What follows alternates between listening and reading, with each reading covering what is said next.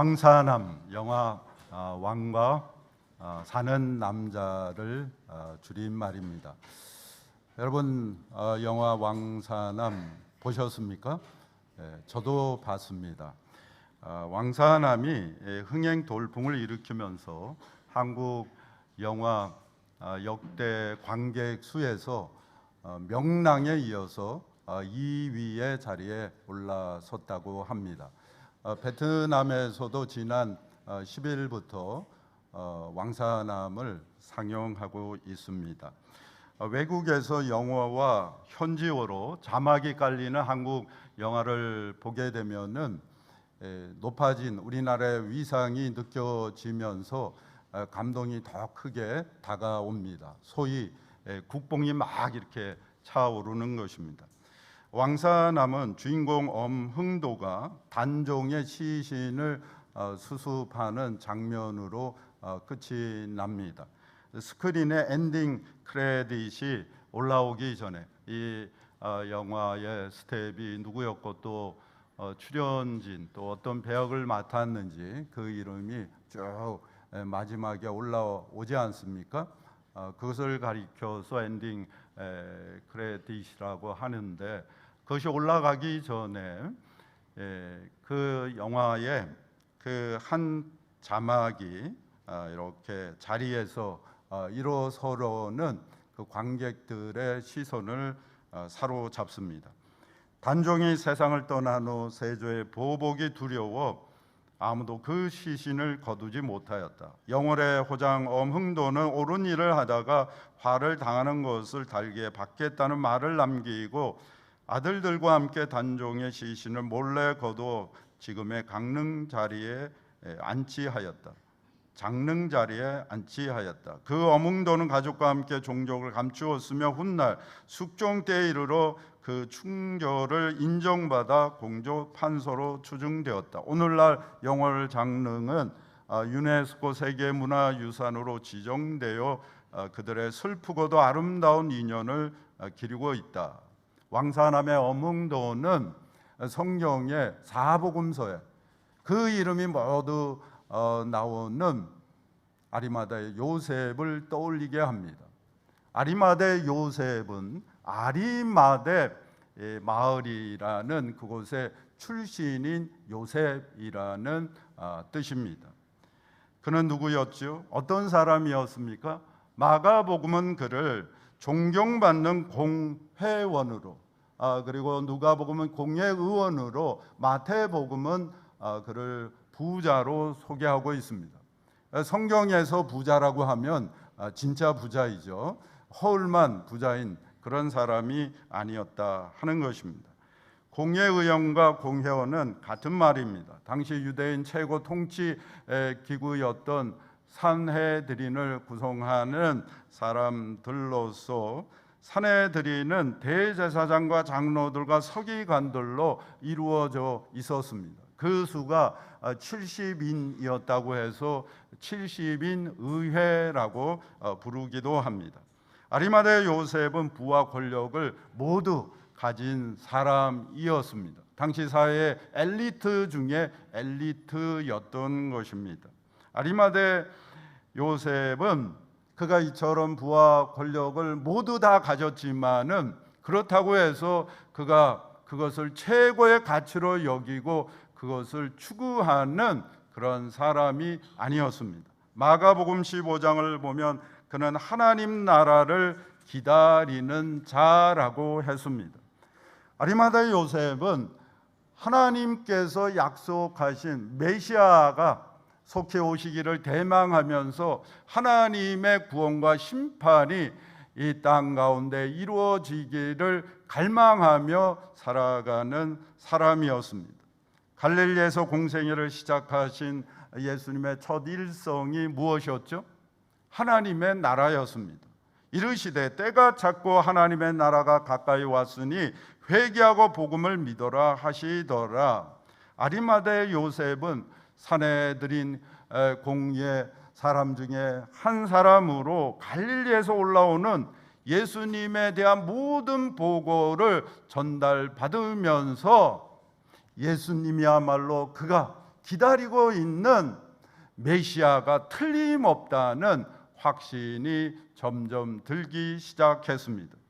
예수님의 가르침은 메시아가 아니면 할 수 없는 말씀이었고, 예수님은 오직 메시아만이 할 수 있는 일들을 행하셨기 때문입니다. 메시아가 오시면 그분이 행하신 일들, 그 표적들을 가리켜서 메시아 표적이라고 합니다. 메시아 표적은 단순한 기적들이 아니라 하나님의 나라가 임했음을 보여주는 증거로서 이사야 선지자는 메시아가 오시면 일어날 일들을 미리 이렇게 일러 주었습니다. 그때 맹인의 눈이 밝을 것이며 못 듣는 사람의 귀가 열릴 것이며 저는 자는 사슴같이 뛸 것이며 말 못하는 자의 혀는 노래하리니. 이사야 이 선지자가 예언한 이 모든 메시아 표적들이 누구를 통해서 이루어졌죠? 예수님을 통해서 그대로 이루어진 것입니다. 아리마대 요셉은 마침내 예수님을 믿고 예수님을 따르는 예수님의 제자가 되었습니다. 성경은 이 사실을 우리에게 다음과 같이 일러줍니다. 아리마대 사람 요셉은 예수의 제자이나 유대인이 두려워 그것을 숨기더니, 그는 예수님의 제자가 되었지만 유대인들이 두려워 그 사실을 숨겼습니다. 여기서 유대인은 모든 유대인들을 가리키는 것이 아니라 그가 이론으로 있는 예수님에 대해서 적대적이었던 그 사내들인 공의회를 가리키는 것입니다. 요한복음 9장을 보면 사내들인 공의회는 예수님을 그리스도로 시인하는 자들을 출교하기로 결의를 했습니다. 이미 유대인들이 누구든지 예수를 그리스도로 시인하는 자는 출교하기로 결의하였으므로 유대교에서 출교를 당하면 어떻게 될까요? 다시 말하면 파문당하면 어떻게 되는 것이죠? 회당에서 쫓겨나게 됩니다. 예루살렘 성전에도 들어갈 수가 없습니다. 모든 사회적인 관계들이 단절되는 것입니다. 아플 때에도 유대인 의사들에게는 치료받을 수가 없습니다. 유대인들과는 사업도 장사도 할 수가 없는 것입니다.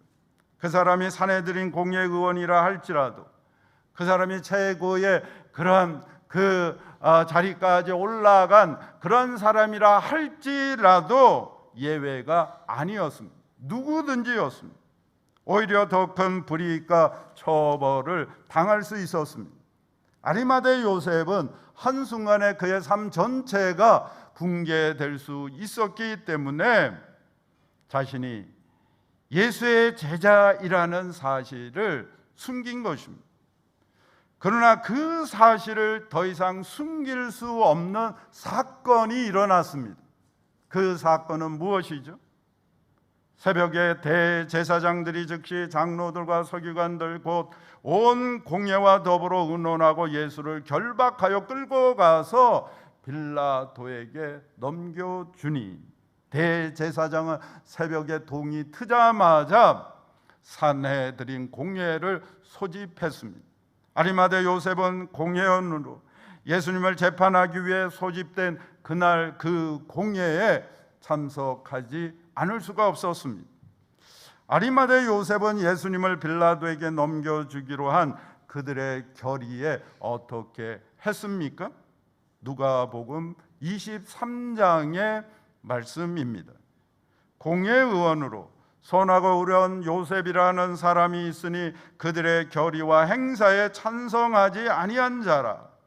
사내들인 공회가 예수님을 빌라도에게 넘겨주기로 결의할 때 오직 아리마대 요셉만이 그들의 결의에 찬성하지 않은 것입니다. 동의하지 않았습니다. 그는 그들의 결의에 반대함으로써 자신이 예수님의 제자임을 더 이상 숨기지 않은 것입니다. 이제부터는 어떤 어려움과 불이익이 있다 할지라도 자신의 정체를 숨기지 않고 예수의 제자로 살기로 결단한 것입니다. 성경 그 사실을 다음과 같이 증거해 줍니다. 아리마대 사람 요셉은 예수의 제자이나 유대인들이 두려워 그것을 숨기더니 2일 후에 빌라도에게 예수의 시체를 가져가기를 구하며 2일 후에 그 공회에서 예수님을 빌라도에게 넘겨주기로 결의한 그때 그가 그것에 찬성하지 않은 그 일 후에 그가 빌라도에게 예수의 시체를 가져가기를 구했다는 것입니다. 빌라도에게 가서 예수님의 시신을 장사 지낼 수 있도록 내어달라고 요구한 것입니다. 마가복음은 그의 이러한 행동에 대해서 어떻게 말을 합니까? 당돌한 행동이었다고 말을 합니다. 아리마대 사람 요셉이 와서 당돌이 빌라도에게 들어가 예수의 시체를 달라 하니 새 번역은 당돌이를 담대하게로 번역을 했습니다. 왜 당돌한 행동이죠? 이것은 단순한 용기가 아니라 자신의 모든 것을 걸어야 하는, 잃어버릴 수도 있는 위험천만한 행동이 아닐 수 없었기 때문입니다. 그는 공회의원이고 그리고 부자였습니다. 그는 가진 것이 많은 자로서 그만큼 잃을 것이 많은 사람이었습니다. 산헤드린 공회는 그를 결코 가만두지 않을 것입니다. 그의 그 공연직을 박탈하게 될 것입니다. 그리고 로마 제국은 로마의 질서에 순응하지 않는 자로 그를 여겨서 위험한 자로 그렇게 주시하게 될 것입니다. 그의 행동 죽기를 각오하지 않으면 할 수 없는 담대한 행동이었던 것입니다. 그런데 왜 빌라도는 이런 그를 만나주고 그리고 그의 요구를 들어주지 않을 수가 없었던 것이죠? 아리마대 요셉은 존경받는 공회원이요 부자였기 때문입니다.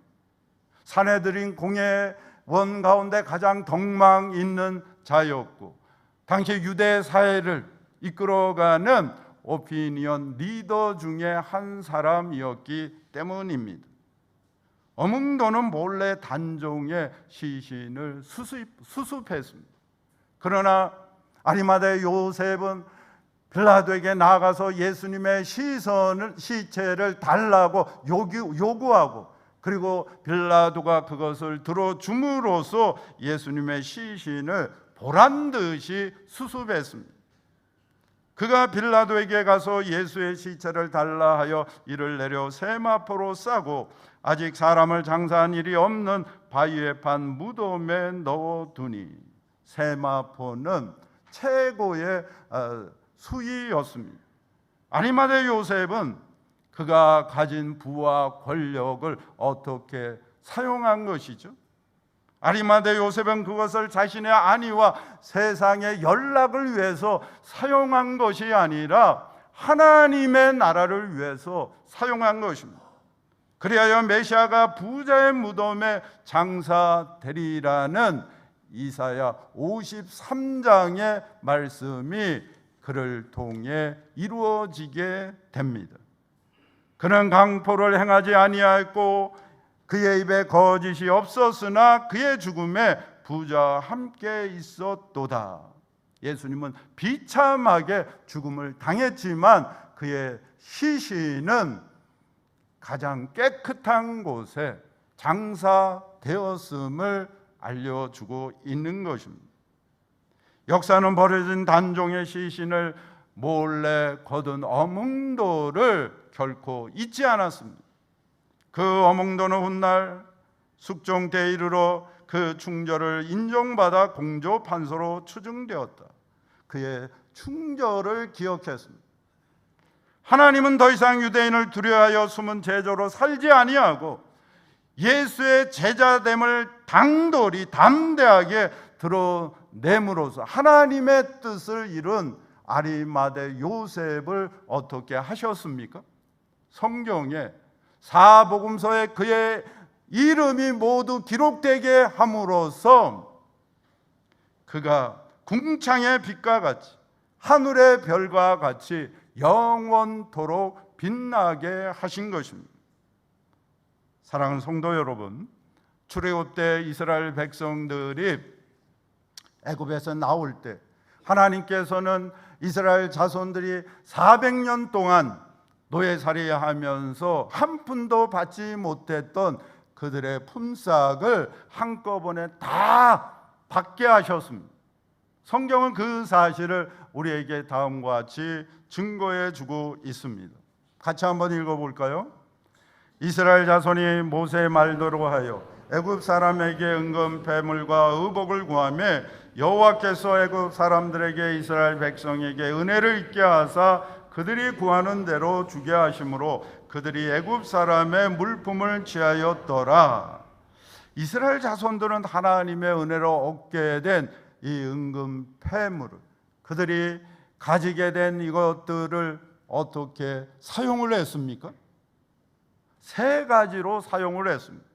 첫째는 자신을 위해서 자기를 꾸미고 장식하는 데 사용했습니다. 다 같이 읽어보겠습니다. 아론이 그들에게 이르되 너희의 아내와 자녀의 귀에서 금고기를 빼온 내게로 가져오라.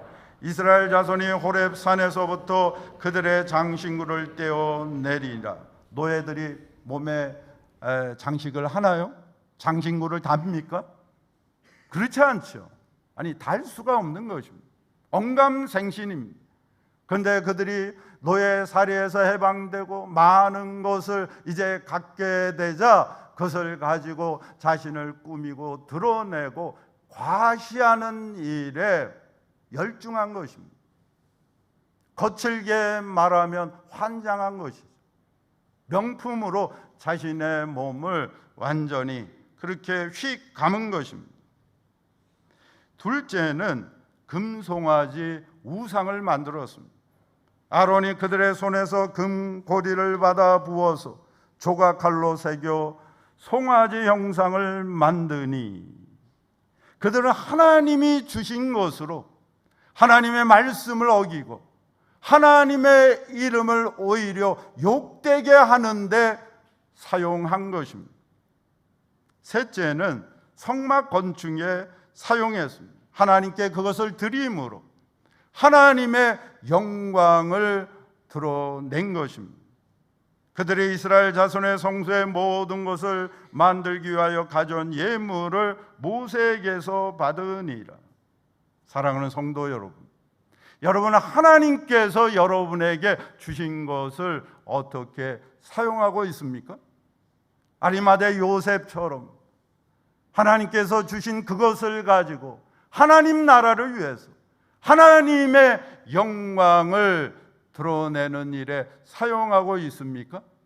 아니면 자기를 위해서 자기를 꾸미고 자기를 드러내고 자기를 과시하는데 그것을 사용하고 있습니까?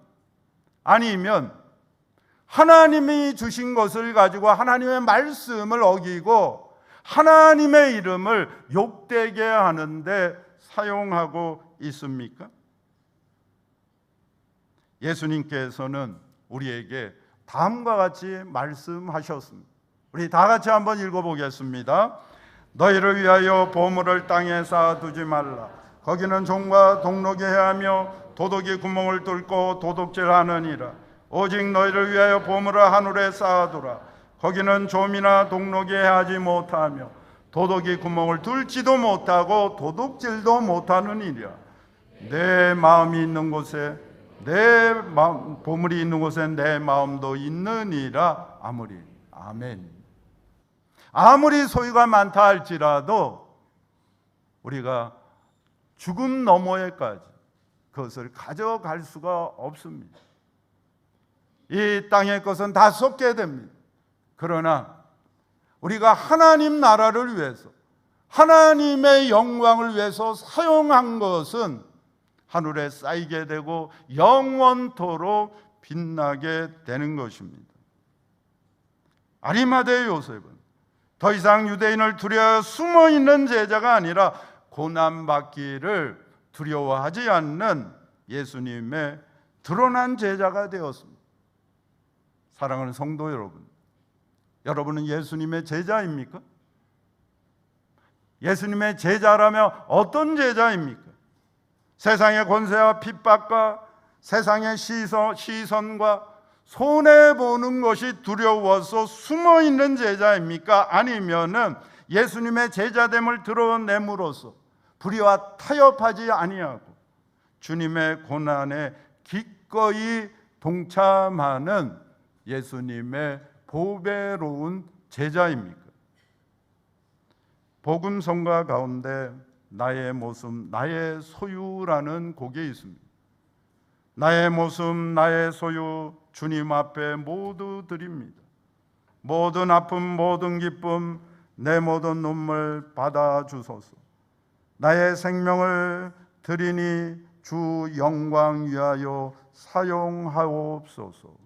우리 이 노래를 함께 부르면서 나는 주님의 어떤 제자로 어떻게 살고 있고, 그리고 주님께서 주신 것으로 어떻게 무엇을 위해서 사용하고 있는지를 다시 한번 돌아봅시다. 존 웨슬리는 복음이 지갑까지 변화시키지 않으면 그것은 진짜 복음이 아니라고 했습니다. Use is your faith. 우리가 사용하는 것이, 우리가 무엇을 위해서 어떻게 사용하느냐가 우리의 믿음을 결정하는 것입니다. 우리의 믿음을 드러내는 것입니다. 우리 다 같이 한번 찬양합시다.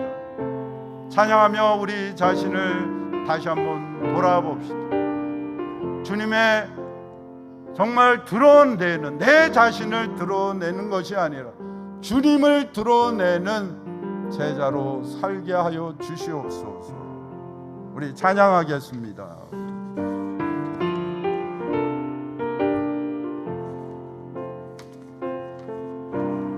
나의 모습, 나의 소유, 주님 앞에 모두 드립니다. 모든 아픔,